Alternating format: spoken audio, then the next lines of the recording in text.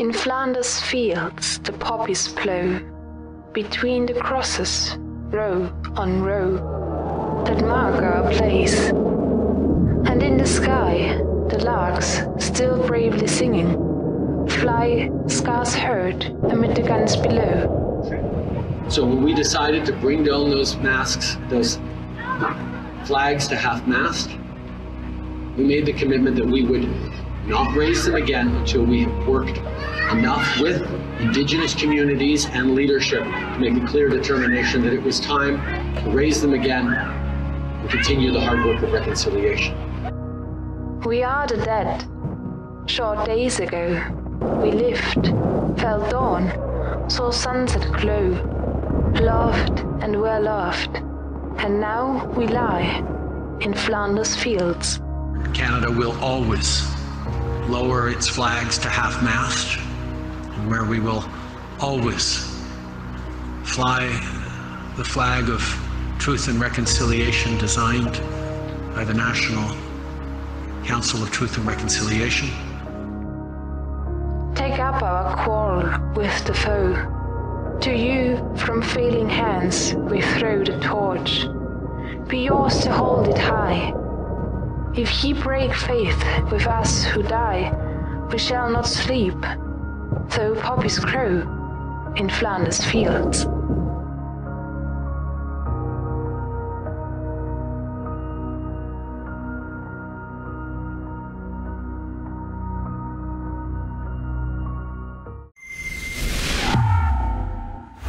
You have undoubtedly noticed that flags across Canada are at half-mast in recognition of the residential school's discoveries of mass graves across this country. Justin Trudeau says that we as Canadians need to once again earn the right to fly that flag. I, for one, think that men like Justin Trudeau would never earn that right. The right to fly that flag was bought and paid for by the men and women who gave up their lives fighting for this country and fighting for our freedom. And dishonoring their unmarked graves overseas, those who gave up their lives, does nothing to honor the unmarked graves of Indigenous communities here in Canada.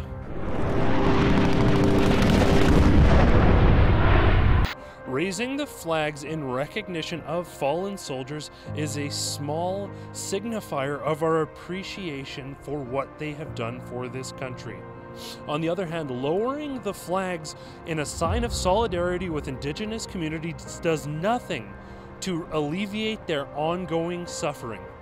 On the first holiday designated to commemorate and work towards truth and reconciliation, Prime Minister Justin Trudeau refused to meet with people and go to an unmarked grave.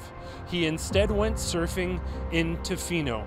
As part of the commemoration of the very first National Day of Truth and Reconciliation, in this arbor, a journalist quietly informed us that the Prime Minister Justin Trudeau was on vacation in Tofino. The Indigenous communities in this country need help. They need concrete action. They don't need symbols and signifiers, and despite how Canadian it is to say sorry, they don't need apologies any longer. They need action.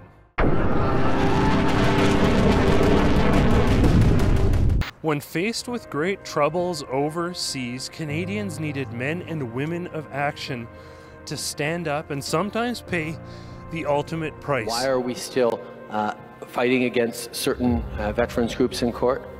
Because they're asking for more than we are able to give right now. The Indigenous community in this country also needs people of action. They need people who will provide clean drinking water for them, address poverty, and address the suffering that is taking place on reserves. They need heroes like the heroes who went overseas to fight for us. They need those types of heroes fighting for them. The politicians who have been hesitant to call for our flag to be raised are the same who have been inactive on Indigenous issues that are unfolding this very day. Justin Trudeau is more likely to pause for a photo op than he is to dare help a single Indigenous person. They invited you. We need change. We need to honor those who are suffering and to honor those soldiers who have suffered for our freedom. We can do both. We are asking our politicians to be accountable and to actually take action to help Indigenous communities. And furthermore, we're asking Canadians to help honor soldiers by raising our flags across this great nation. We're asking you to go to raiseourflag.ca. On that website, you'll also have an opportunity to have a message sent directly to Justin Trudeau. Sign our petition and demand that we honor both Indigenous communities and Canadian soldiers.